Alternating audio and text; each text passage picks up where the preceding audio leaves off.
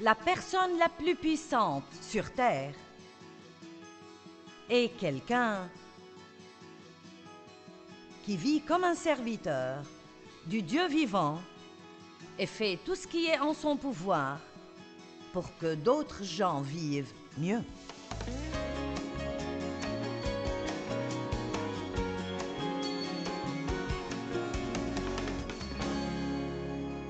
Marchez dans l'esprit et vous n'accomplirez pas les désirs de la chair. Donc, nous pouvons nous battre contre tout ce que nous pensons mal faire et toutes ces tentations que nous avons et nous battre avec le péché et nous sentir coupables et condamnés, ou nous pouvons nous concentrer sur tout. Nous pouvons nous lever tous les matins et dire « Aujourd'hui, je vais vivre pour aimer ». Et si vous êtes plein d'amour, plein d'attention pour les autres, plein du désir réel de servir Dieu de tout votre cœur, alors les mauvais trucs n'auront plus aucune place pour entrer.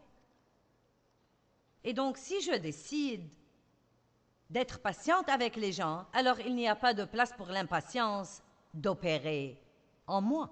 Vous avez ce qu'il faut. Vous êtes brillant. Vous êtes absolument extraordinaire. Vous avez été créé à l'image de Dieu. Il y a tant de choses en vous que vous êtes sur le point de vous épanouir dans la bonté. Vous avez ce qu'il faut. Et si vous ne croyez pas que vous pouvez le faire, vous ne le ferez jamais. Vous pouvez vivre pour aimer les autres et le faire pour Dieu. Vous ne le faites pas pour vous, ni pour ce que vous en récolterez. Oui, vous le faites pour rendre les autres heureux, mais même cela devrait arriver en second. Votre premier but est de le faire pour Dieu, afin de le remercier de tout ce qu'il a fait pour nous. Qui veut montrer de la reconnaissance à Dieu pour tout ce qu'il a fait pour lui? Vous voulez dire « Merci Jésus ». De combien de façons pouvez-vous le faire? Nous pouvons dire « Merci Jésus ». Mais il y a des millions de façons de le faire si nous voulons simplement être guidés par le Saint-Esprit. Et une chose que je me dis à moi-même chaque jour quand je prie, je dis des choses comme « Seigneur, je ne suis pas meilleur que les autres. Ça ne va pas me faire de mal de faire des choses pour les gens. Montre-moi des gens qui ont besoin d'aide. » Et je ne parle pas de ce genre-ci d'aide, je parle plutôt de ma vie de chaque jour. Je veux faire ce que je vous dis de faire, sans quoi je pense que ça n'aurait aucun pouvoir si je me contente de vous prêcher sans avoir un mode de vie qui y soit conforme, alors ce serait nul et inutile et sans puissance. Laissez-moi vous dire quelque chose, les choses les plus puissantes que vous faites dans votre vie sont les choses que vous faites en secret. Vous m'avez entendu? J'ai dit les choses les plus puissantes que vous faites dans votre vie sont les petites choses que vous faites en secret pour quelqu'un d'autre et que personne ne saura jamais, sauf vous et Dieu. Laissez-moi vous dire quelque chose. Votre récompense vient de Dieu. Amen. Verset 7, mais il s'est dépouillé lui-même de tout privilège. Je lis dans Philippiens 2:7. Il s'est dépouillé lui-même de tout privilège et dignité due, prenant la condition d'un serviteur, devenant semblable aux hommes, né comme un être humain. Et après être venu sous forme humaine, il s'est abaissé et humilié lui-même davantage encore, et a été obéissant jusqu'à la mort extrême, la mort à la croix. Maintenant, faire quelque chose pour quelqu'un est assez facile si vous en avez envie et si vous avez plein de temps et d'argent et plein de ce dont ils ont besoin. Mais si ça devient un sacrifice plus profond, alors nous devons être désireux, pas d'aller sur une croix et mourir, mais de laisser notre chair aller à la croix et mourir. Parce que votre chair va lutter contre vous, même si vous avez le bien en vous et qu'il y a un désir là d'obéir à Dieu et de faire ce qui est bien, vous pouvez compter dessus, votre chair va lutter contre vous, au moins jusqu'à ce que vous soyez bien entraîné dans ce domaine. Et c'est toujours plus difficile au début que par la suite. Je n'ai pas beaucoup de difficultés à pardonner aux gens maintenant parce que j'ai saisi le principe spirituel entier qui est derrière, mais j'ai dû lutter pendant des années et c'était si difficile pour moi de pardonner aux gens et pas seulement de leur pardonner, mais ensuite de les voir quelque part et de les traiter décemment ou de ne pas parler derrière leur dos en racontant à tout le monde ce qu'ils m'avaient fait. Voilà, ça c'est difficile. Vous est-il arrivé d'en vouloir à quelqu'un alors que quelqu'un raconte qu'il est formidable? Laissez-moi vous demander, ne vous a-t-il pas paru impossible de fermer votre bouche et de ne pas dire « Laissez-moi vous dire quelques trucs que vous ne savez peut-être pas ». C'était difficile pour moi de passer outre en disant « Oui, ils sont gentils, oui. Loué soit le Seigneur, Dieu les bénisse, ils sont juste quelqu'un de formidable. »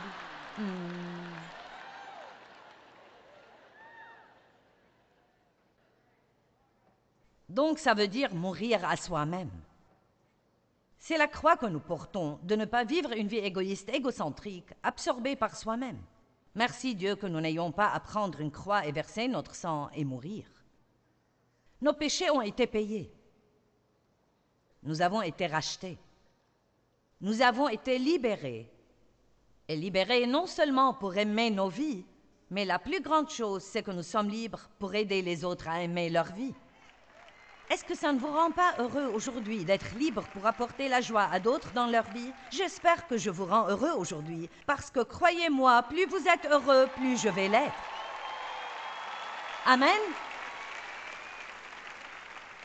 Maintenant, la récompense arrive. Verset 9. C'est pourquoi, parce qu'il s'est abaissé si bas, Dieu l'a souverainement élevé et lui a donné gratuitement le nom qui est au-dessus de tout nom, afin qu'au nom de Jésus, tout genou fléchisse. Maintenant, parce qu'il s'est humilié lui-même et est devenu un serviteur, n'a pas considéré que cette égalité qu'il avait avec Dieu était quelque chose qu'il devait défendre et s'y accrocher, mais il s'est abaissé. À cause de cela, il lui a été donné un nom au-dessus de tout autre nom, qui est rempli de puissance, et qui, jusqu'à maintenant, quand le nom de Jésus est prononcé, il y a une onction qui est libérée et les forces démoniaques tremblent et sont ébranlées.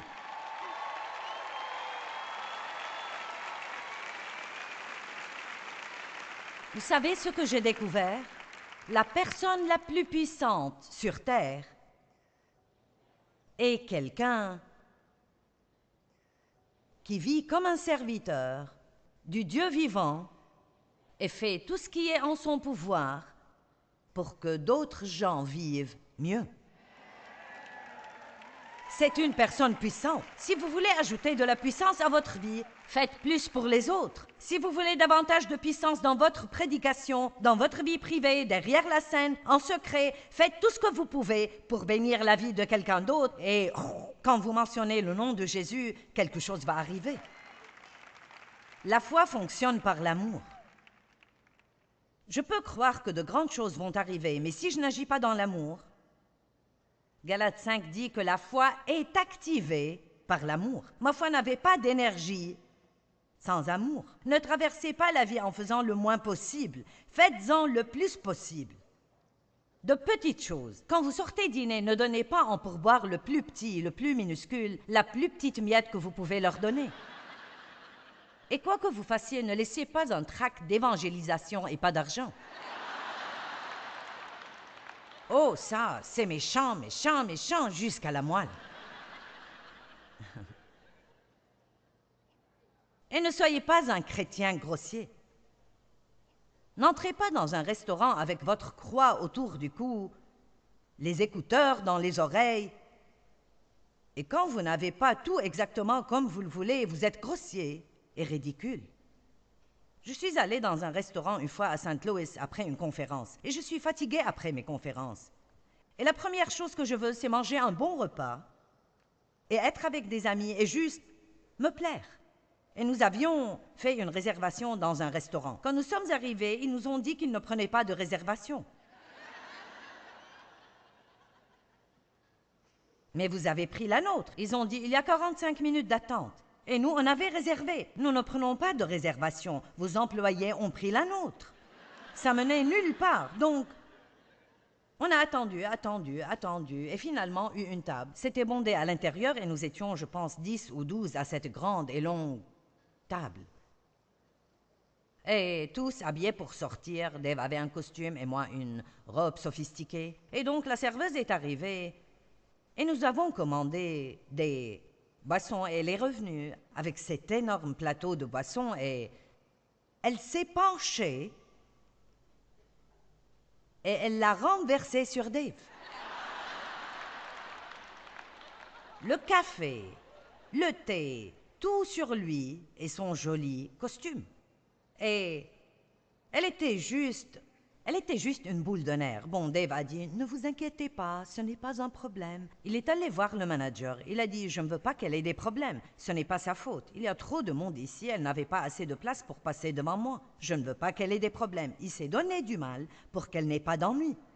Bien, quand elle est revenue avec le second plateau de boisson, elle était debout devant Dave et elle m'a regardée et a dit « Je suis tellement désolée ». Elle a dit « Vous voyez, j'étais nerveuse parce que je vous regarde à la télé ». Et dans mon cœur, je me dis « Merci Dieu, merci, merci, merci. Oh, merci Dieu, merci parce que je n'ai pas mal réagi. »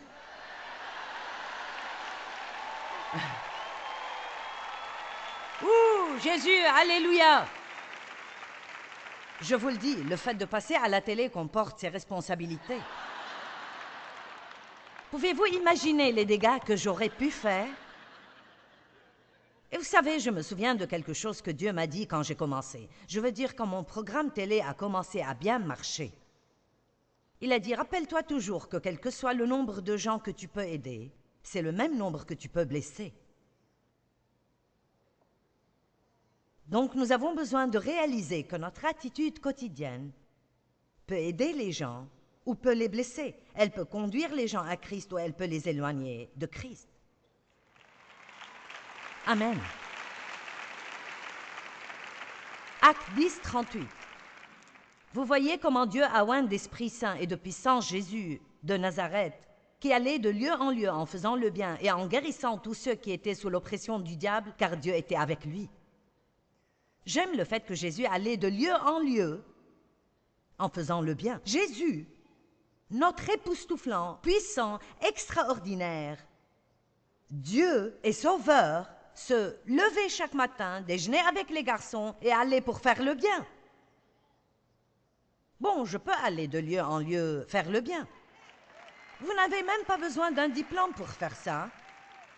Pas besoin d'être au séminaire. Vous pouvez juste aller de lieu en lieu. Au supermarché, dans l'embouteillage, dans votre voisinage, à l'école, au travail. Vous iriez juste aller de lieu en lieu et servir le Seigneur avec joie, en étant une bénédiction partout où vous allez. C'est le christianisme de base, rendu simple. Car Dieu a tant aimé le monde qu'il a donné. Il se souciait des pauvres. Ils emmenaient de l'argent avec eux pour donner aux pauvres.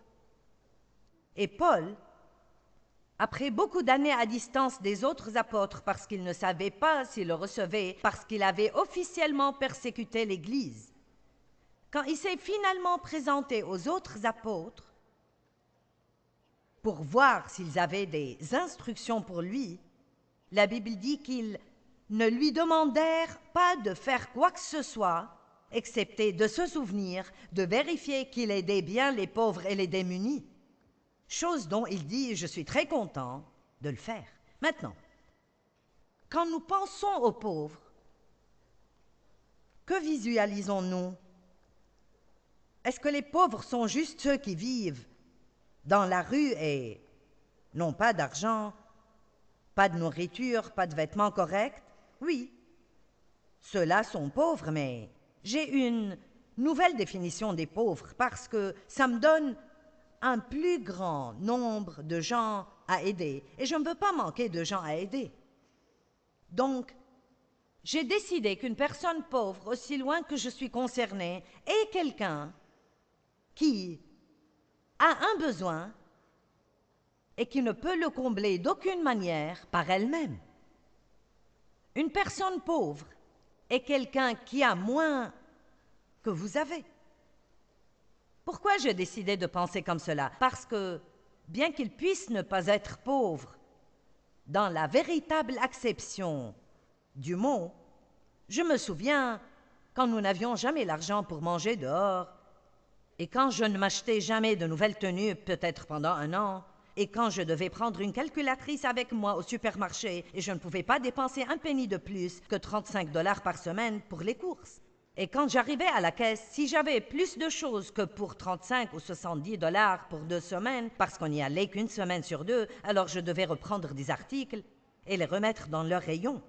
Et c'est dans ce supermarché que Dieu m'a enseigné beaucoup de leçons concernant sa nature et comment il veut que nous soyons excellents. Sur de petites choses dont vous m'avez entendu parler, remettre le caddie à sa place, quand j'arrivais à la caisse et que je réalisais que je ne pouvais pas tout garder, de ne pas poser la laitue dans les produits d'entretien, mais de la remettre dans son rayon. Écoutez-moi bien, si vous voulez être à l'école du Saint-Esprit, il va vous enseigner et vous utiliser partout où vous allez. Il n'est pas nécessaire d'aller à l'église pour trouver Dieu, il est partout.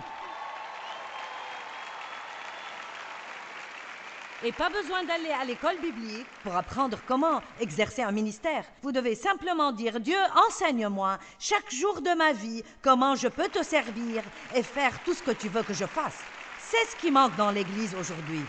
Être chrétien veut dire davantage que d'aller et de poser votre petit derrière sur un banc chaque dimanche matin pendant 45 minutes tout en dormant la moitié du temps et d'être impatient d'en finir et de sortir et de ne rien faire pour qui que ce soit d'autre.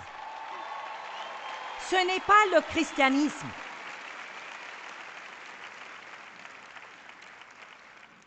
Et j'espère que personne ne comprend mal.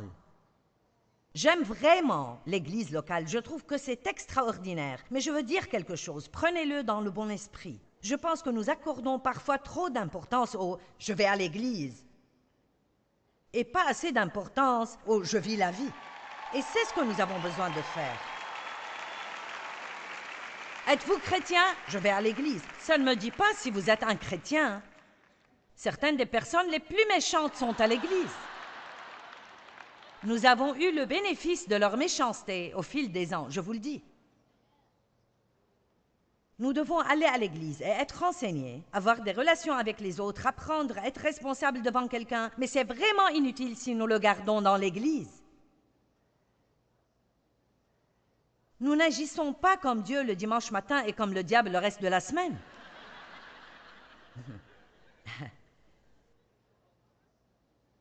Pierre, est-ce que tu m'aimes? Aide quelqu'un. Matthieu 20, 20. Alors la mère des fils de Zébédée s'approcha de Jésus avec ses fils et se prosterna et lui dit, « Pouvez-vous me faire une faveur ?» Il lui dit, « Dis-moi, qu'est-ce que tu veux ?»« Ordonne, lui dit-elle, que mes 2 fils que voici soient assis dans ton royaume, l'un à ta droite et l'autre à ta gauche. » Jésus répondit, « Vous ne savez pas ce que vous me demandez. Pouvez-vous boire la coupe que je vais boire et être baptisé du baptême dont je vais être baptisé? Maintenant, regardez ici. Si vous voulez être assis avec Jésus, alors vous devez être un serviteur, comme Jésus était un serviteur. Cette femme ne savait pas ce dont elle parlait. Elle voulait que ses fils aient des titres, des situations, et soient bien vus. Et Jésus a dit, « Pouvez-vous boire la coupe que je vais boire? Êtes-vous capable de vivre la vie de sacrifice, de soi, que je vais vivre? Pouvez-vous vous oublier vous-même et combler les besoins des autres? N'est-ce pas ce que Jésus a fait? Donc, que disons-nous vraiment quand nous disons « je veux être comme Jésus » ? Je veux dire, ça ne peut pas être juste ce nuage flottant. Oh! Oui, rends-moi juste comme toi, Jésus. Tu es au centre, Jésus.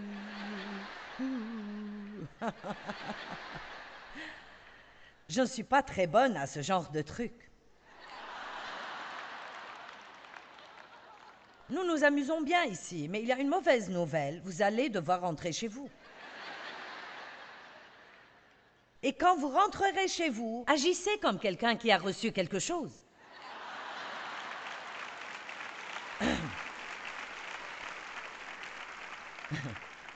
Rentrez chez vous et soyez tellement changés que l'année prochaine, si quelqu'un entend que vous étiez dans les parages, ils vous payeront pour y retourner. Ayez davantage de ce que Dieu vous a donné, car vous êtes rentrés chez vous dans une meilleure condition que comme vous étiez quand vous êtes partis.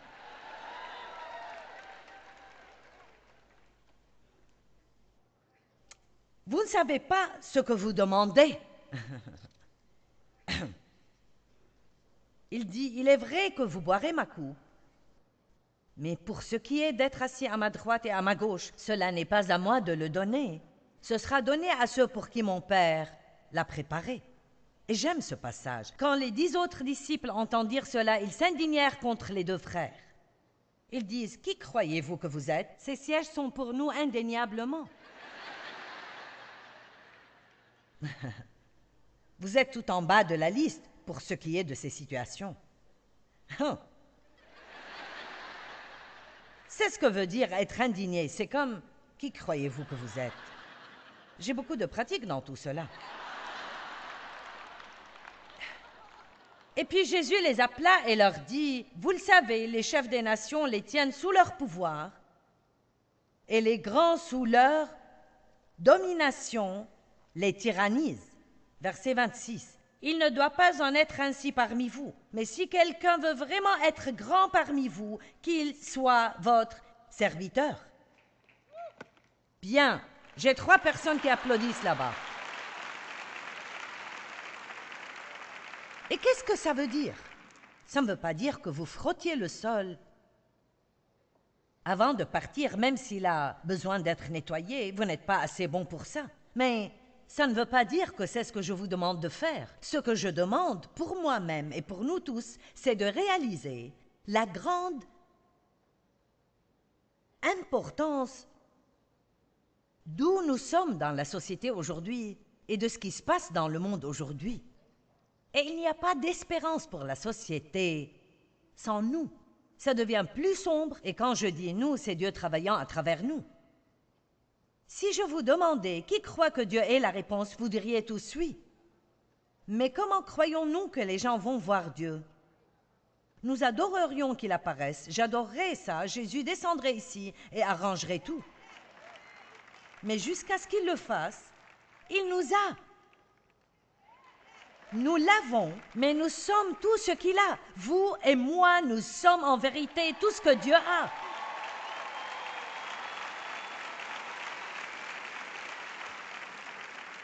Et aussi, si nous sommes facilement offensés et susceptibles, et gardons une liste de toutes les petites choses désagréables que les gens nous ont faites, et nous sortons et fulminons contre les gens et sommes impatients avec toutes les petites erreurs qu'ils font, comment pouvons-nous nous attendre que les gens aient envie de ce que nous avons?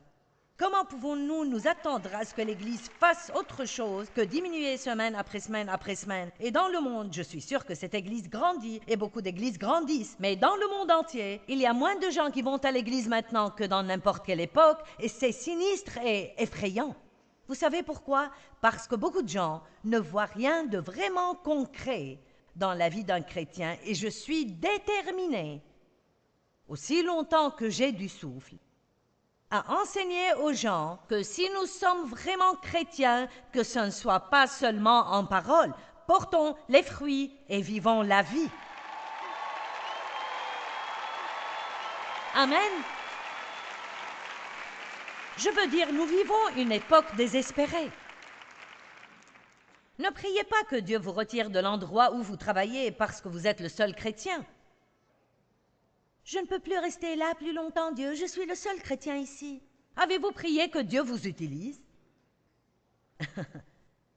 Très bien. Alors, il vous a mis là où c'était nécessaire. Allez-y et oubliez votre douce petite personne et soyez juste une lumière dans un lieu obscur. Montrez à tous l'amour de Dieu. Et quand il faudra que vous sortiez de là, Dieu vous en sortira si vous avez besoin de sortir de ce lieu.